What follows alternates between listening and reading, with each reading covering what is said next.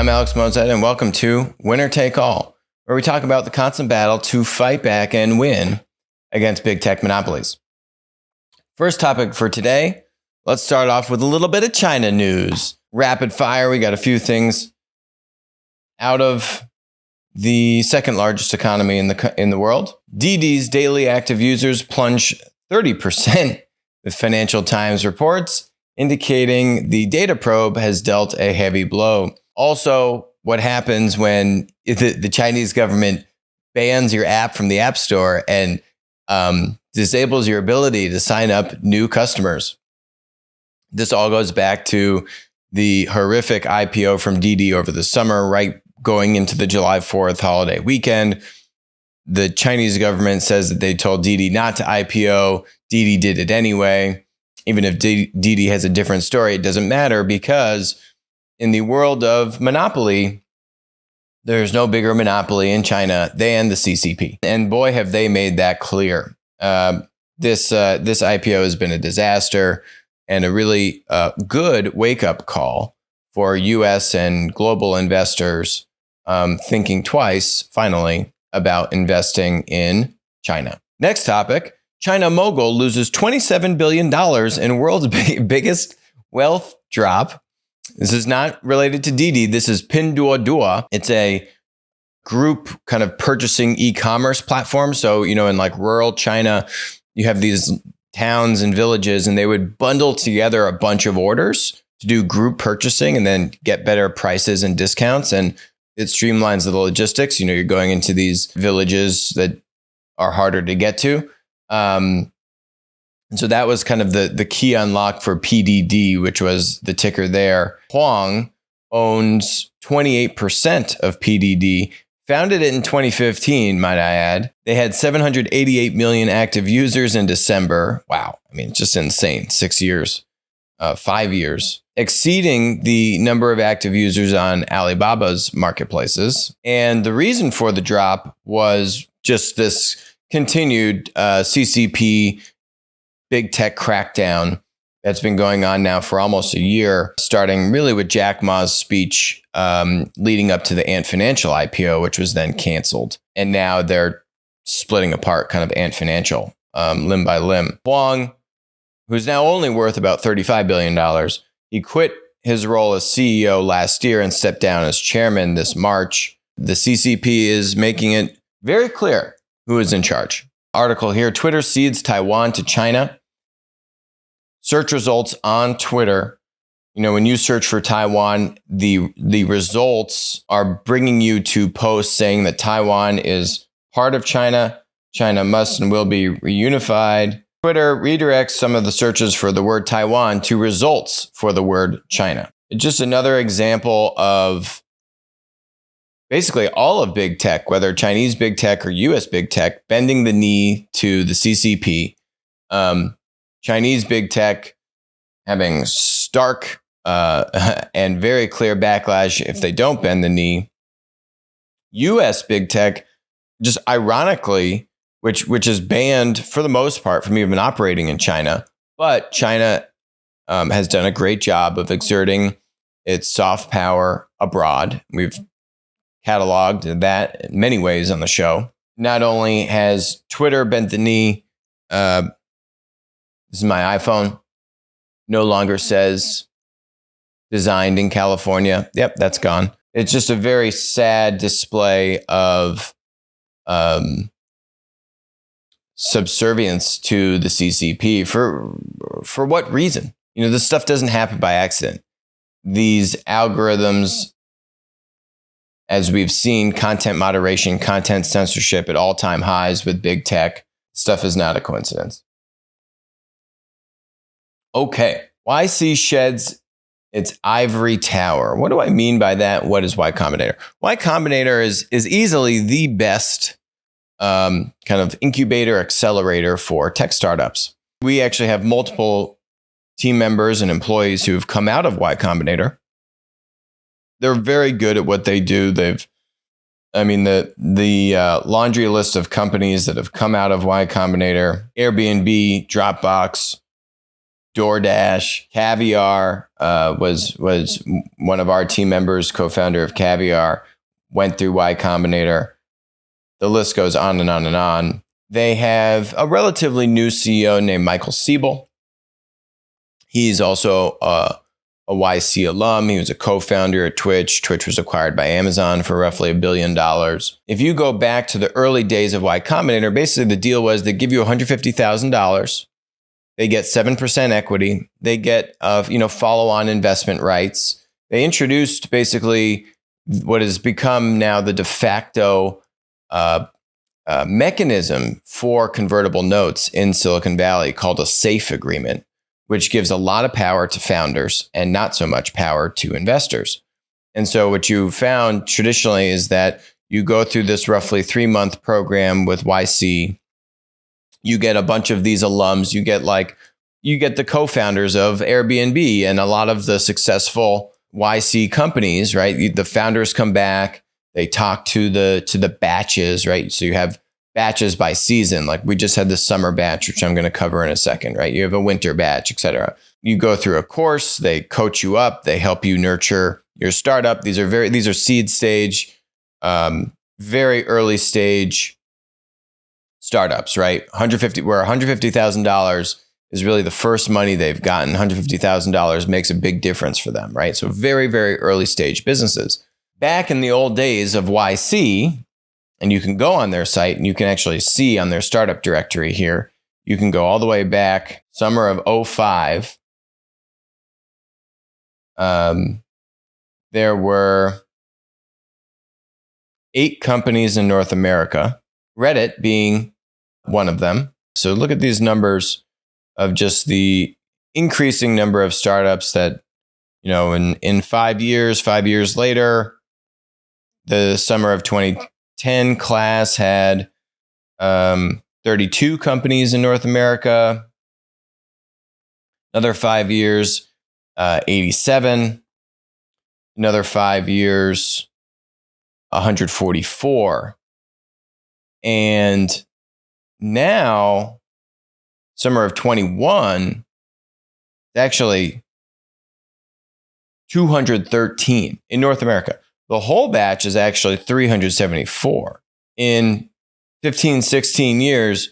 And even just in the past couple of years, you've seen a very stark increase in both the total number of startups in the batches, as well as the percentage increase, right? So from summer 2020 to summer 21, you had roughly a 50% increase, right? In just 1 year. And that almost exactly coincides with Michael Siebel's ascension to running, where you had some increases, right, for the roughly 11 years prior to that, but certainly nowhere as a 2.5, almost 3x increase, right? So is that the way to go? Is more better? Is bigger better? Well, there's a couple side effects of that. One, $150,000 checks to now 200 plus companies instead of 87, very different. So what did YC do last summer? In the midst of COVID and all the stuff that's happening with COVID, they decreased the amount of money. Instead of 150,000, it is now 125,000. They still got their 7% stake. So that didn't go down. But basically they were saying, well, your valuation is going to go up. Pat you on the back, founder. But we're going to give you less money, but we want the same amount of equity. There was some Twitter, some heated conversations on Twitter. These threads have now been taken down. This was summer of 2020. There was complaints that YC had, quote, lost its soul, doing this right after COVID, reducing the check size and taking in more startups. You have Michael Siebel here. I don't think that our goal should be to build another ivory tower, he says. He went to Yale, by the way. We have to make sure the experience is extremely high quality, that founders get a lot of value and raise money. But as long as we hit those bars, I'm hoping YC resembles a large and successful state university system, as opposed to an Ivy League network. Very interesting comparison to draw. Don't think that I will say, I don't think it's the best analogy. I just think the scale is pretty off. If he was thinking, maybe that's what he was thinking when he took over in 2016. They were doing, look, it was actually the same number. Summer 15, summer 16, 87 North American companies. Summer 14, 71, summer 13, 46, summer 12, 70. So you're kind of oscillating around that number, up a little, down a little. But maybe he thought that those are Ivy League numbers. Those are rookie numbers, I guess, to Siebel. And instead, he wants to pump those numbers up. He wants Matthew McConaughey type numbers.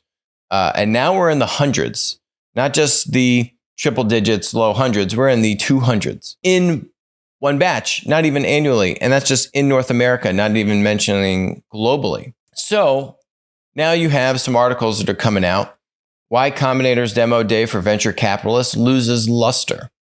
YCombinator's demo day was once this is from Axios, a marquee event for VCs who gathered in Silicon Valley twice a year to network, but interest has waned as demo day moved online and the number of participating companies ballooned to nearly 400. A couple things there. There's the ballooning to 400, which is a big deal. Very hard to just track that, make sense of it. And then there's this moving online bit, which is also a very crucial element of a demo day. So demo day is when the startups get up, they've got a few minutes on stage. It's their time to shine, to give their pitch to investors.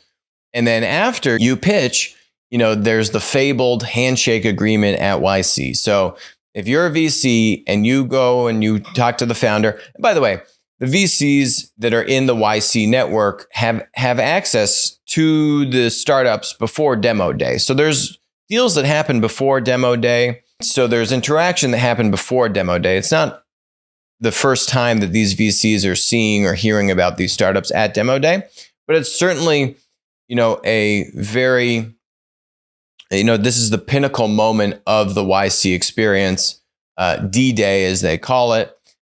And so if a VC comes up to you after your demo and shakes hands with you and says, yes, we're agreeing on terms.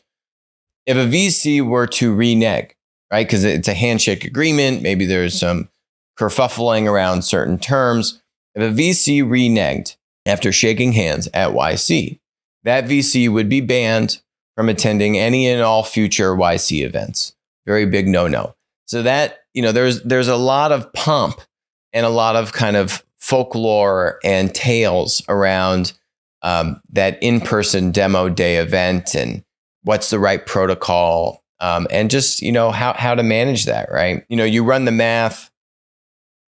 7% for now, $125,000. These are low seven-figure valuation, right? Companies. After 3 months, though, these startups were being valued at the low 8 figures, right? So you'd be seeing like $12 million pre-money rounds. This was pre-COVID, by the way, and all the tech startup asset price inflation that we've talked about on the show, right? So there's some quotes of investors. I'm actually surprised that some of these people went on the record. And after the pandemic forced YC to abruptly conduct its March 2020 demo day, that's for the winner class, via Zoom, the entire accelerator program went virtual. So this is now summer of 2020, winter of 21, and now summer of 21. You've had 3 batches now go entirely virtual. And now you've seen these numbers really explode. And so is this a fundamental shift? These past 18 months or so, these 3 is this a fundamental shift for how YC conducts itself? It certainly seems so. That quote from Siebel about wanting to be more like a state university system, this article was actually from August of 2020. So this was his stated aspiration, from over a year ago at this point. As YC grows its classes larger and larger, you lose some of the connection and community piece that I loved about Techstars, said Max Greenwald, a co-founder.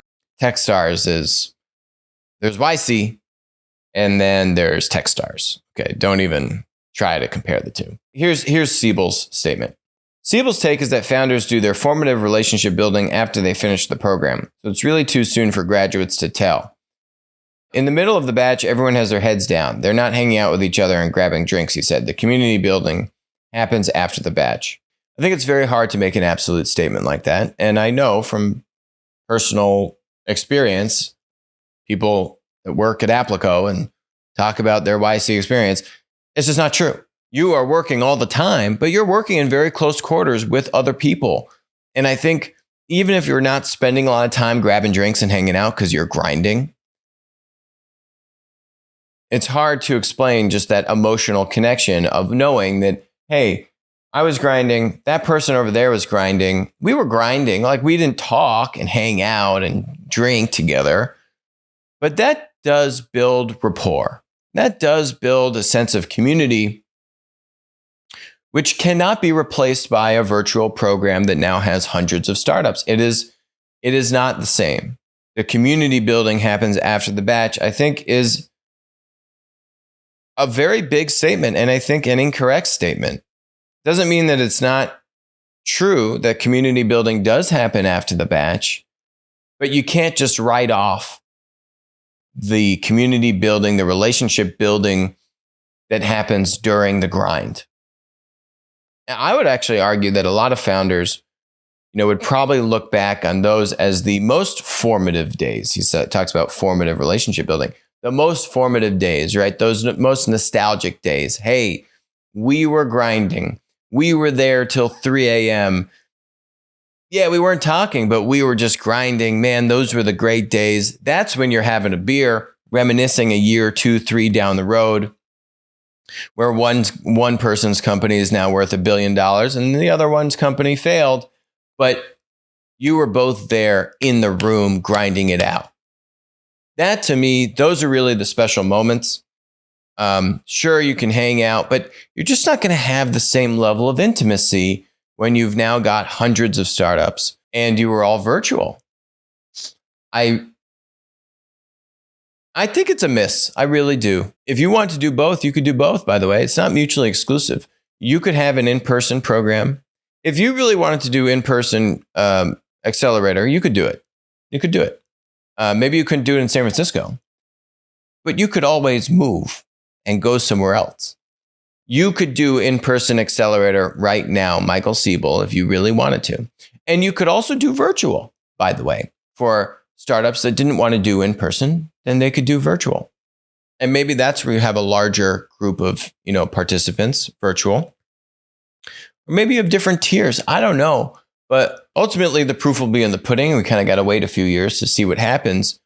It's much easier to cast a wider net and then point at 5 or 10 examples, right? When I'm showing you those companies, the Airbnb, the DoorDash, the Twitch, you got to understand the sample size, the number of startups going through the program. Reddit, first batch ever, right? 8 companies. Was so small that to have that trajectory of success rate at the seed stage, it's unprecedented. It's insane, actually. Insanely impressive. I would have a lot of consternation with this new direction. And just these statements. I don't think our goal should be to build another ivory tower. Like, where does that come from? I think it's completely unfounded. Really disappointing to see. To counterbalance it, we've got an article here from December of 2020 saying, running the numbers on Y-Combinator's best year yet. Now, this is really looking at the results, not the new batches, right? So this article is looking at all the IPOs, the M&A, and the returns, right? So there's a lot of activity in 2020. 301 acquisitions of Y-Combinator companies. It's awesome. The number of exits we recorded above $100 million totals 17 companies overall to date, with 2 at $1 billion or above. It's pretty phenomenal what they've been able to do. They've raised hundreds of millions of dollars to invest in follow-on rounds of YC companies. Y-Combinator has 29 more portfolio companies valued at over $1 billion, with a further 11 emerging unicorns. Can't beat it. But a different recipe. They may still have the same quantity of hits, but they're doling out way more money and making way more bets. If I am the mentor, if I am YC, being able to do the coaching and the mentorship in person and getting a feel for how the founders react to feedback and adversity, it's very hard to replace that virtually. I'm sure they're going to say they got a recipe and it's working fine, but oof, man, I do wish them the best. I just think it's very difficult to make this such a binary decision.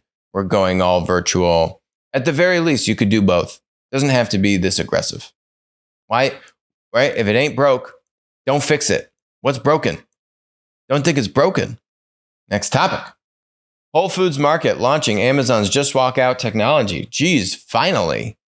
Whole Foods has been like the neglected black swan in this family. Amazon's trying to do Amazon Fresh. They're trying to do their own grocery stores. They leave Whole Foods out to dry.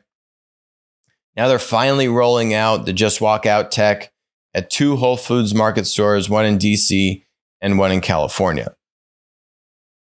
Expected to open within the next year. The stores will offer Just Walk Out cashierless checkout lanes and self-checkout lanes, but not traditional checkout lanes.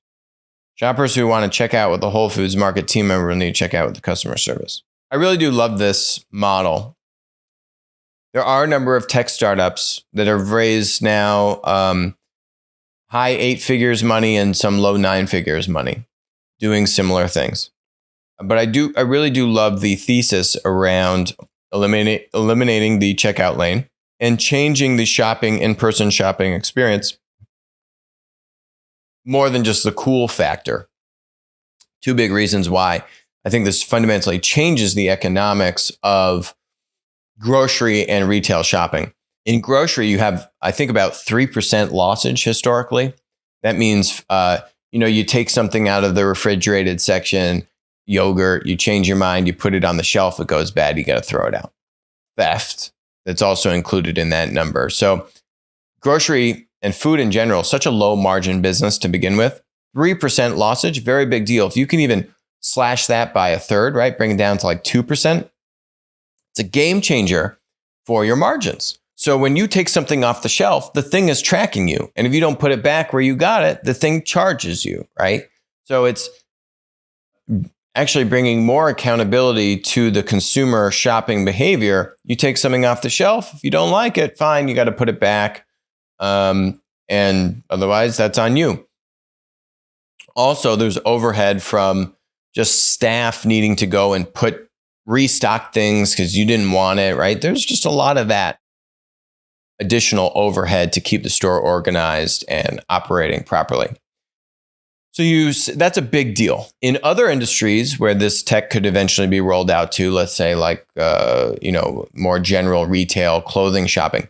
Clothing stores have insane amount of theft as an issue. With the cameras, with the tech, you're going to start hacking down on that concept of lossage, of stuff going bad or theft. The other economic game changer here is just the square footage, right? Around 15% of the square footage in these stores is dedicated towards checkout lanes. Now you don't need a checkout lane. The thing is automatically checking you out as you shop. You can reduce the footprint, right? Use that square footage elsewhere. 15% is a lot of square footage.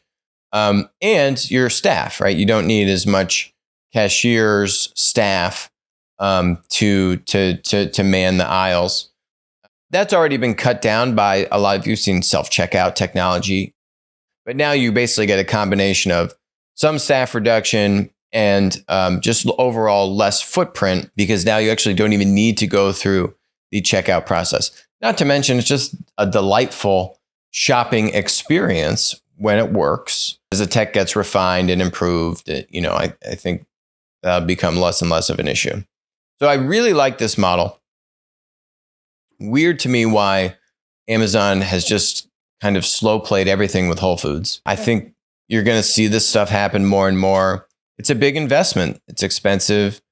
And I think that some of these tech startups have really compelling technology, but the economics are lacking. Really what those tech startups need is they need to get into the payment flow, which is really the big unlock here. There's a lot of money to be made when you disintermediate kind of the point of sale. And so how do the big credit card companies, Visa, MasterCard, Amex, really take a slug with one of these kind of just walk out competitors and start to change the economic model, right? For example, the store has to, if the chain has to foot the cost of installing all this technology, it's a big lift for a retail store to shoulder. If the just walk out startups can start to monetize by getting a bigger and bigger chunk of the payment flow, then they can subsidize more and more of the upfront costs to install the tech, right? And reduce the burden on the retail chain that is now having to, take a lot of that CapEx. So there's more on the business model of how these competitors get going to rival, what Amazon is doing. But I think there is a big opportunity there. Okay. Last topic. Goldman buying GreenSky for $2.24 billion in an all-stock deal. So what is GreenSky? GreenSky, it's kind of like buy now, pay later, but I don't know. Everyone loves this buy now, pay later term because of the Square Afterpay deal and Affirm, and now BNPL is everywhere. It's kind of that, but not really. They made their mark in the construction industry. So giving contractors, building distributors, building, contractors, a payment mechanism that they can give to the consumer, the homeowner, to give them credit, right? Hey, if I'm a contractor, I want to do this house project. If I can give you better credit, then I get to do more jobs, right? So it's a win-win. And that's been their bread and butter. They've expanded into healthcare. Like, here's a little brochure. This is one of these building contractors kind of case study. Lansing Building Products. Contractors report up to a 50% increase in sales with financing offers from the GreenSky loan program. This is an older brochure. It's not BNPL because BNPL is all in vogue these days. But, you're providing a loan, deferred interest plans, credit limits up to $65,000, high approval rates. GreenSky ultimately has a network of a handful of banks that are providing the actual debt, and GreenSky is the intermediary. It's a very small, finite number of banks, like a handful of them. And GreenSky's actually run into some issues, which is why when we look at their stock price, it doesn't look so hot. IPO'd 2018, hit $26 and never got back there ever again. Pre-COVID, they're at like $9 a share. Pre-COVID. Then, COVID hit. They're sub $5. They're sub $5 end of 2020, right? We spent trillions and trillions of dollars. Home improvement was going crazy. That was all hitting end of 2020. They're still sub $5 a share. Big rally, right? Beginning of 2021, they go to 7, and then Goldman acquires them for, like 11 and change. So weird, right? Roughly $2.2 billion deal. And you look at their volumes are not that far off from Affirm. What's Affirm valued at? $29 billion, so more than 10x. So let's compare these. Affirm doing, for the quarter, $261 million in revenue. Actually losing money also. So they're doing $261 million in revenue. GreenSky did $136 million in revenue. 261 to 136. So it's almost half, but $2 billion versus $29 billion. $2 billion, $29 billion, half the revenue. What gives? You look at the GMV, same kind of story. We're not talking a firm doing over 10x the volume than a GreenSky. So the volumes of a GreenSky, the revenue of a GreenSky, what? Half of a firm? But a firm is 14, 15 times the value, 14 times the value of GreenSky. How does that make any sense? Well, as we've seen with all of these tech companies, and yes, these are fintech companies, it's all about growth. And that is the big Achilles heel of GreenSky. The growth is just not there. That's really been their big issue. So this is an old article, December of 2020, historical transaction volumes, right? It's actually decreasing, not decreasing pre-COVID. Yes, it decreased and then started to increase. Again, home improvements, they're by far their biggest vertical. So 1.6 billion and change in Q3 2019 goes down to less than 1.5 in Q4. Goes down okay in Q1, but some of that was COVID related, so hard to hold them to that one. But it was already declining pre-COVID, and that very much so coincides with the decline in the stock price. Right? These are valued like tech companies because they're financial tech companies. You need the growth. So when GreenSky is reporting, we did 136 million in revenue. Second quarter transaction volume grew by 14% year over year. Those aren't big numbers, right? You want to know what a firm's revenue growth number was? 71%, right? 14%, 71%. That is what all of these tech companies are valued on, is the growth. You got a firm doing deals here, Home Advisor, owned by Angie's List, which is a home services marketplace. So Home Advisor partners with a firm. This is December 2020. So a firm is coming into the home improvement and construction space. You betcha. Square and Afterpay are going to be absolutely. And that's the real gotcha in all of this. They're buying a business that has scale, but is struggling to grow. And if Goldman can make this thing grow, then the deal is a no-brainer. Before I get to that, is the timing a little peculiar? Square announced they're buying Afterpay August 1st. Now, it's Goldman. Goldman knows this stuff before it gets announced. So I think this deal happened because Square bought Afterpay and because they got some FOMO and because they said, we need a buy now, pay later play. Goldman, I'd say maybe they were even involved. Any kind of deal this size, Afterpay, Goldman would probably be involved in that, right? The banker is going to try and drum up the most interest and jack up the price. The board has a fiduciary duty at Afterpay to make sure they got the highest price for the company, right? So it's not like Square is the only one that knows this deal is going down. Goldman probably had an option to buy it at the very least. If they didn't, they definitely knew about it through the grapevine because it's Goldman Sachs. And I think then they set their people into motion to go and do their own BNPL play. That led them to GreenSky. Much cheaper, similar type of technology, strong foothold in construction, which is big, and the money just keeps flowing, so there's going to be more activity there. But, has Goldman really been able to be successful with Marcus? And the verdict is still out. I'm a little skeptical, to be frank. What is Marcus?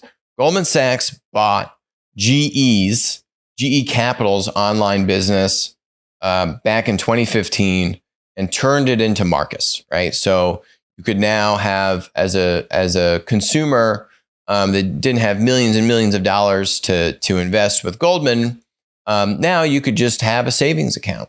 And if you remember, a few years ago, Marcus was doing insane interest rates, like 2.15%. Maybe it was even up to 2.5% at times, right? 2.5% just to put your money there. It's just insane. And then it dropped, and now it's basically nothing because the Fed interest rate is also basically nothing. Yeah, they got more and more savings, but they were paying for it, bleeding money to go get all these deposits into Marcus. They've done deals with Amazon to lend to Amazon's merchants. They've done they paid out the what to do the deal with the Apple Card. They have all these really smart tech strategy people, that are supposed to know what to do, and Goldman has to be the smartest person in the room. And man, are they paying for it? But Is it working?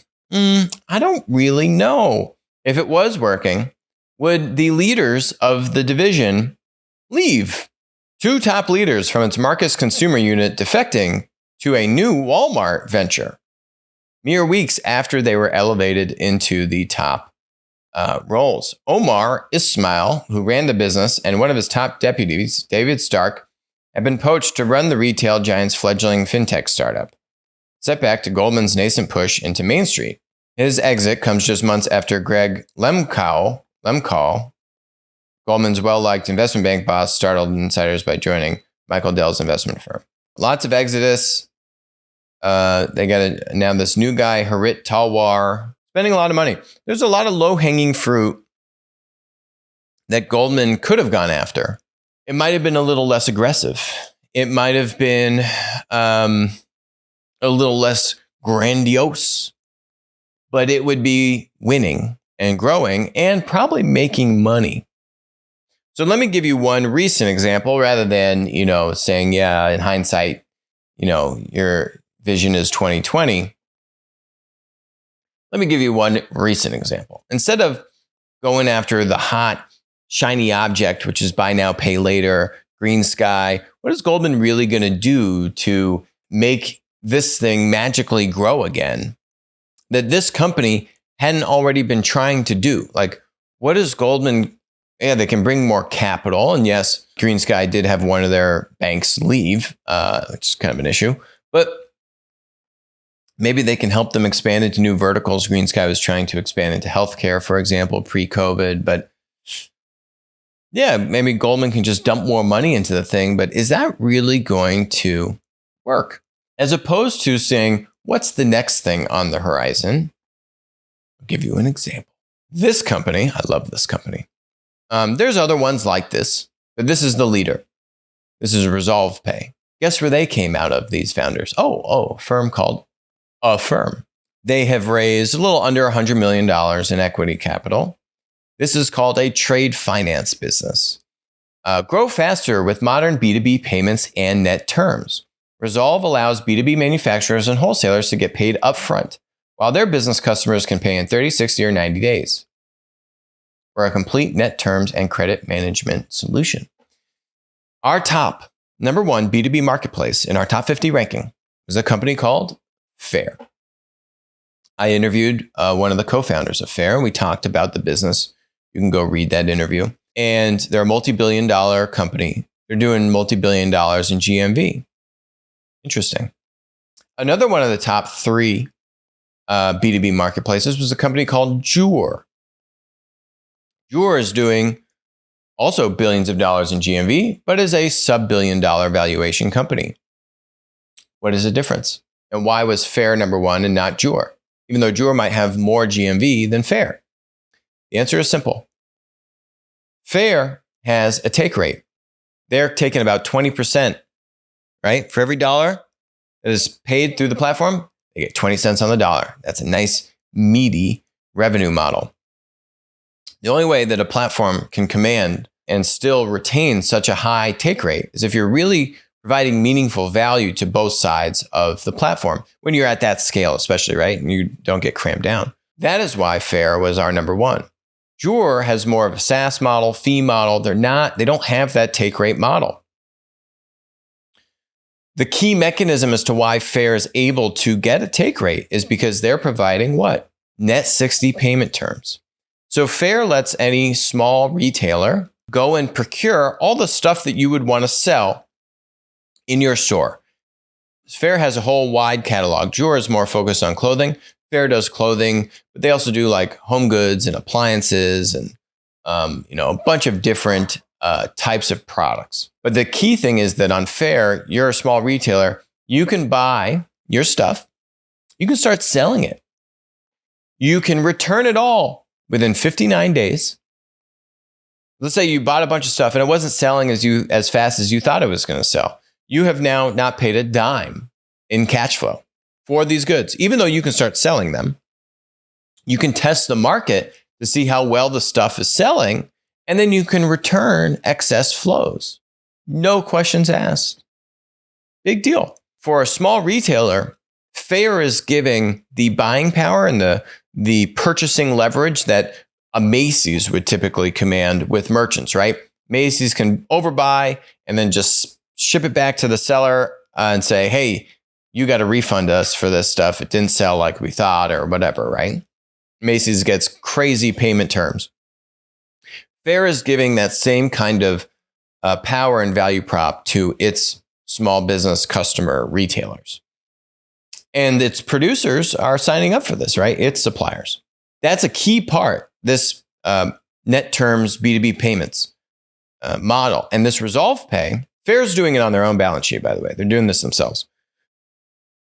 But I love this company, right? To me, is this thing big? Is it going to be a big splash?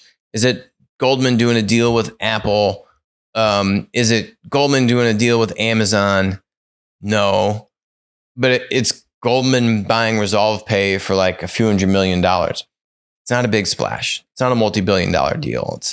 But you want to know what? In those big multi-billion-dollar deals, Goldman, yeah, you're big, but you don't have much leverage with an Apple or an Amazon. Sorry to break it to you, buddy. And now you just spent billions of dollars again on something that is struggling to grow. You haven't really been able, you've been able to go after the big high-flying deals and catch a lot of press, but you're burning money.